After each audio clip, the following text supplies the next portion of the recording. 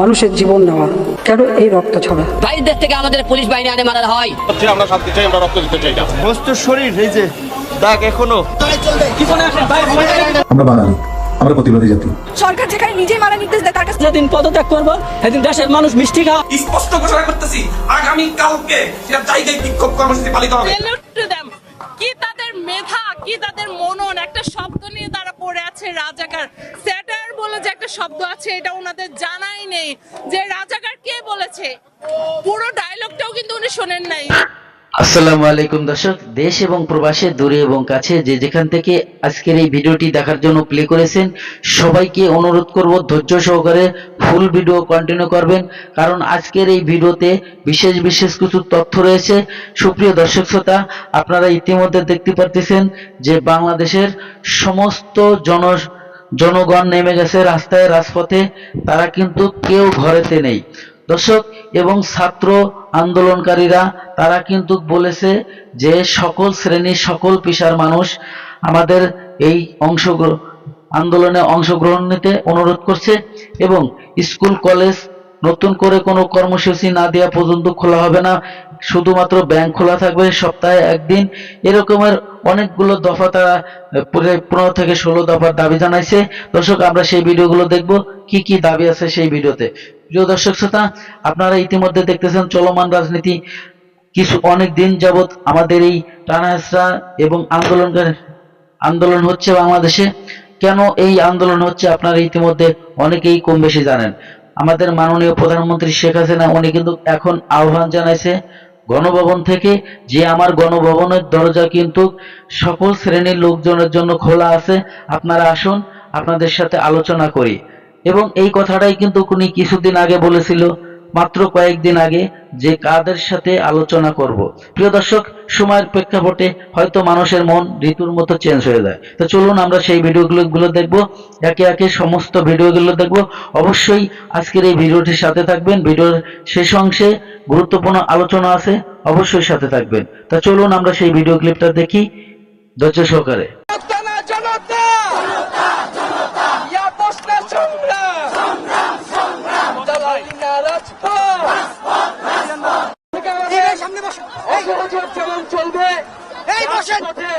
আমাদের বিক্ষোভ এবং গণ অবস্থান কর্মসূচিও পাশাপাশি চলবে। সকল জেলায় জেলায়, পাড়ায় মহল্লায় আপনারা বিক্ষোভে নেমে আসুন এবং গণ অবস্থান তৈরি করুন। এবং আমরা অতি শীঘ্রই মার্চ টু ঢাকা ঘোষণা করব। সারা বাংলাদেশের মানুষকে ঢাকায় আসার আহ্বান জানাবো। এবং আমরা এখনো দেখেছি যে বিশ্ববিদ্যালয়গুলোর দালাল ভিসি প্রক্টর গুলো এখনো ক্যাম্পাস বন্ধ করে রেখেছে। আমরা 24 ঘন্টার আলটিমেটাম দিচ্ছি, সকল পাবলিক বিশ্ববিদ্যালয় গুলার হল গুলা খুলে দিতে হবে। তোমরা একটু বসো না কেন? বসো, যদি 24 ঘন্টার মধ্যে খুলে দেওয়া হয় আমরা নিজ দায়িত্বে সবাই বসো। আজকে যারা বিভিন্ন প্রান্ত থেকে এসেছেন, সবাই বসো। কলেজের স্কুল, কলেজ, মাদ্রাসা, বিশ্ববিদ্যালয়ের শিক্ষার্থীরা এসেছেন, তাদেরকে আন্তরিকভাবে ধন্যবাদ জানাচ্ছি। আমাদের এই আন্দোলন ততক্ষণ চলবে যতক্ষণ আমাদের এক দফা পূরণ না হয়। কোনো টান দাম বুঝি না। আমরা মনে করি খুনি হাসিনার সরকার এবং এই ফ্যাসিবাদী শাসন ব্যবস্থা বাংলাদেশ থেকে তার পতন করতে হবে। তার জন্য একটা ঐক্যবদ্ধ বাংলাদেশ গড়ে তুলতে হবে। সকল দল, মত, ধর্ম নির্বিশেষে আমাদেরকে এই ঐক্যবদ্ধ জায়গায় আসতে হবে। এখানে যাতে কোনো ধরনের বিভক্তি করার সুযোগ সরকার না পায়, সেই সুযোগ যাতে আমরা সরকারকে না দেই। বন্ধুগণ, আজকে এই শহীদ মিনারে অনেকে অনেক দূর প্রান্ত থেকে এসেছেন, আমরা তাদেরকে ধন্যবাদ জানাই। এবং আমাদের সাথে আমাদের অভিভাবক, শিক্ষক, নাগরিক প্রতিনিধিরাও এসেছেন, আমরা তাদের সংহতির জন্য তাদেরকে ধন্যবাদ জানাই। আমরা তাদের কথা খুব সংক্ষেপে শুনবো।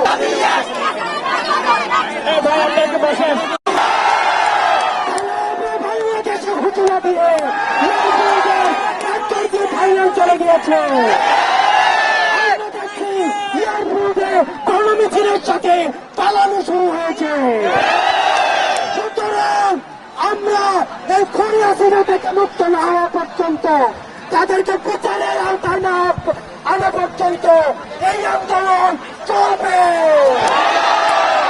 আমরা আমাদেরকে তাদেরকে শহীদ করেছে, আমরা স্পষ্টভাবে ঘোষণা করতে চাই, এখানে প্রত্যেকজন আবু সাইদ হয়ে গিয়েছে, মুক্ত হয়ে গিয়েছে। আমরা বুলেট পড়ুয়া করি না। আমাদের এক দাবি, আমাদের আঙ্গুল আজকে এমন, আমরা যেদিন আঙ্গুলটাকে এই আন্দোলন থেকে এমন করে যেতে পারবো, সেই দিন আমাদের আন্দোলন শেষ হবে। তোমাদেরকে 17-18 বছর যাবৎ ভোট দিতে দেয় না, তোমাদের সম্পদ বিদেশে পাচার করে। প্রধানমন্ত্রীর পিয়ন হয় 400 কোটি টাকার মালিক, আইটি হয় 1000 কোটি টাকার মালিক, মানুষকে খুন করে। এত কিছুর পর তাদের রক্ত পিপাসা মিটে নাই। তারা আমাদের সন্তানদের হত্যা করেছে, শত শত সন্তানকে। এই শত শত সন্তানকে হত্যা করে, হাজার হাজার মানুষকে আহত করে, শিশুদের হত্যা করে, আমাদের ছাত্রদের বুকে গুলি চালিয়ে এখন বলে এখন আবার আন্দোলন কিসের? উনি বলেন উনি নাকি স্বজন হারানোর বেদনা বুঝে, উনি কারো স্বজন হারানো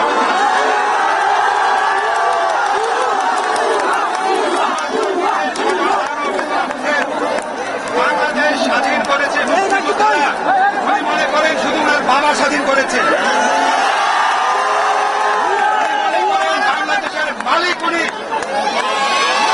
উনি আমাদেরকে কথায় কথা বলে উনি নাকি আমাদের ভাত খাওয়ান, উনি নাকি আমাদের বিদ্যুৎ বন্ধ করে দিবেন।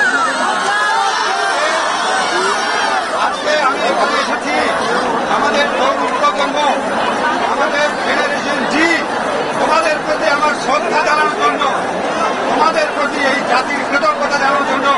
তোমরা বাংলাদেশের ইতিহাসে ব্রিটিশ আমল থেকে শুরু করে সবচেয়ে বড় স্বৈর শাসক, সবচেয়ে বড় হত্যাকারী শাসকের বিরুদ্ধে রুখে দাঁড়িয়েছ।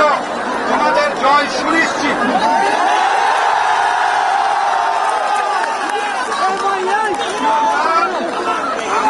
আমরা প্রথমে আমাদের চেয়েছিলাম, আমরা কিছু চাই নাই।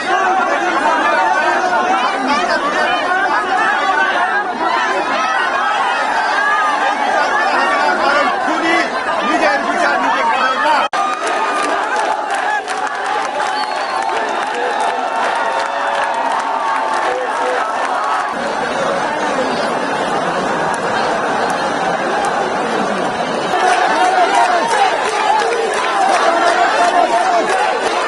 দ্রুত পদত্যাগের আহ্বান জানিয়ে বিএনপি মহাসচিব মির্জা ফখরুল ইসলাম আলমগীর বলেছেন, আন্দোলন এখন বিজয়ের দ্বার প্রান্তে। এই পরিস্থিতিতে বিএনপি নেতাকর্মীদের রাজপথে নামার আহ্বান জানালেন তিনি। পেশাজীবী সাংবাদিক, শিল্পী সহ যারা এই আন্দোলনে সমর্থন দিয়েছেন তাদের সবার প্রতি ধন্যবাদ জানিয়েছেন ফখরুল। আরও জানাচ্ছেন শফিক আহমেদ। চলমান আন্দোলনকে ছাত্র, যুবক এবং অভিভাবকদের গণজাগরণ বলে মন্তব্য করে আন্দোলনকারীদের সব ধরনের সহযোগিতা করার আহ্বান জানালেন বিএনপির মহাসচিব।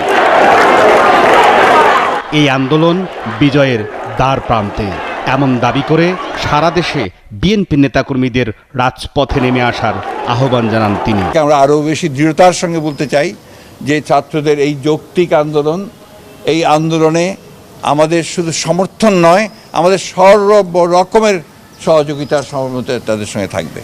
এবং যেহেতু তাদের আন্দোলন এটা, আমরা একটা রাজনৈতিক দল হিসাবে আমাদের যে দায়িত্ব কর্তব্য, সেই দায়িত্ব কর্তব্য আমরা পালন করছি, আমরা করতে থাকবো। এবং আমাদের সমস্ত দেশের সকল নেতাকর্মীকেও আমরা এই আহ্বান জানাতে চাই যে ছাত্রদের এই যৌক্তিক আন্দোলনে সকলের সর্বাত্মক সহযোগিতা প্রদান করা। বিএনপির মহাসচিব অভিযোগ করেন, আন্দোলনকারীদের হামলার ঘটনায় র্যাব, পুলিশ, বিজিবির সাথে ছিল আওয়ামী লীগের নেতাকর্মীরাও। ছাত্ররা নেই এখন তার অভিভাবক, চিকিৎসক, আপনার পেশাজীবী, শিল্পী, যারা আপনার সাংস্কৃতিক কর্মী, সাংবাদিক এবং সব ধরনের আপনার মানুষরা, সব পেশার মানুষ, সব ধরনের মানুষেরা কিন্তু আপনার এখানে যুক্ত হয়েছেন এবং তারা যুক্ত হয়েছেন সব ভয়কে উপেক্ষা করে। এটাই হচ্ছে এইবারকার এই আন্দোলনের সবচেয়ে বড় যে দিকটা আমি লক্ষ্য করছি, যে মানুষের যে অন্যায়ের বিরুদ্ধে যে তারা জেগে উঠেছেন, যে জাগরণ তাদের সৃষ্টি হয়েছে। এবং আমরা যেটা সবসময় বলে আসছিলাম, তরুণদের জাগ্রত হবার কথা, সেই তরুণরা এবার জেগে উঠেছে। এই জন্যই আমরা অত্যন্ত আশাবাদী এই কারণে যে তরুণরা যেখানে জেগে ওঠে, ছাত্ররা যেখানে জেগে ওঠে, যুবকরা যেখানে ওঠে, সেই আন্দোলনকে সে